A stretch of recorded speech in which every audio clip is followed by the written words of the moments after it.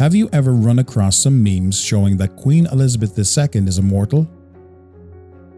A reason why Her Majesty lives so long is that she always has people around to ensure her safety.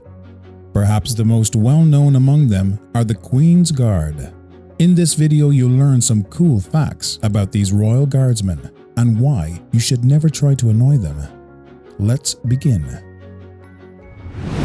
While James Bond has no time to die in the movie, the Queen's Guard have no time to relieve themselves in reality. During the 2-hour shifts guarding the sentry posts, they are not allowed to leave their position. This means no bathroom break, and their black uniform pants hold a dark or yellow secret for this reason. The guards are instructed to relieve themselves right inside their uniforms, which is why they wear thick black woolen pants. If they can no longer hold it, the pants should be able to hide any embarrassment. Imagine yourself on a hot day, standing for 2 hours under the sun, drinking a lot of water to get hydrated, and then you remember that you are a Queen's Guard. Well, I guess we must do what we must do.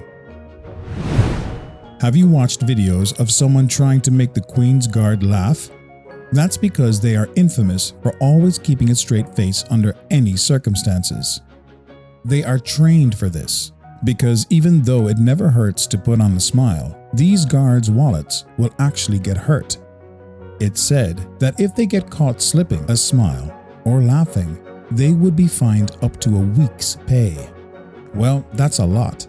In extreme cases, they may even get fired if they are found to behave inappropriately. So the next time you see a Queen's Guard, be respectful and think again before making jokes in front of them. Sometimes your humor could turn into cruelty. That said, it's precious to see their laugh in front of someone being too funny like this. An iconic look for the Queen's Guard is the tall, furry black hat. And as those hats look big and heavy, they really are. They can weigh from 4 to 9 pounds. That's about 2 to 4 kilos. And on rainy or snowy days, the bearskin fur collects all the liquid and gets even heavier. I don't know about you, but in my opinion, these hats certainly don't suit the battlefield at all. And the designer realized it too, so the strap is fastened under the nose instead of the chin. This will make sure that if the hat is hit by a bullet, it wouldn't fall off and snap the wearer's neck. But apparently these hats were considered intimidating back in the old days. And if they add the Queen's Guard's outfit into video games like Battlefield, I would love to run into an enemy with this hat because it looks so cool. A legend is that the British actually took this hat from the French. Napoleon, the famously talented conqueror, dressed his imperial guards in similar hats to appear taller. When the British defeated Napoleon's army during the Great Battle of Waterloo, they collected and brought the bearskin caps home. Well, I guess they tried the hats on and liked it. If you've ever been to Britain, you would see that they don't have many sunny days. For the Queen's Guard, it's probably better that way, because having to stand for hours under the sun in woolen clothes and a heavy fur hat would be tormenting. However, there are days of heat that some guards just can't take and faint. But not the normal faint, no, they have to faint for attention. This means they must faint in a proper manner, keeping a disciplined pose even when losing consciousness. The instruction is to fall on the ground face down and never let the rifle fall out of their hands.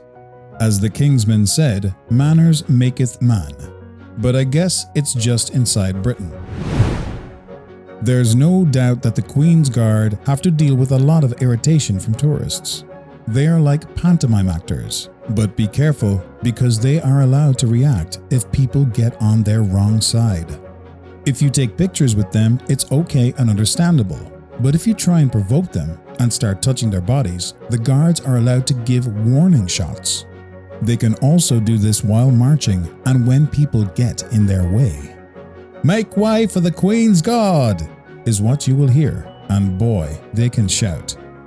If people turn aggressive towards the guards, they can even start pointing their weapons toward the attacker. Although these guns are not always loaded, the bayonets at the end are enough to scare the troublesome tourists. Some other actions that can be seen as annoying to the guards include mocking the way they march, trying to jump scare them, or sticking a fruit at the end of the bayonet. Either way, don't be disrespectful to a Queen's Guard, and you will know that a little better in the next fact. Even though the Queen's Guard are mostly known for their ceremonial duties and guarding Buckingham Palace, they are still a part of the British Army. To become a Queen's Guard, you have to pass the British Army Recruit Battery Test, or BARB for short. Also, you have to be at least 5 foot 10 inches tall to apply. Usually these guards are highly trained soldiers with combat experience who volunteer to have the great honor of serving the Queen. So, the tourists should really think it through before messing with them.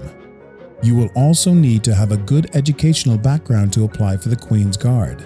The Royal Guardsmen mostly went to Eton College and got higher education from Cambridge or Oxford.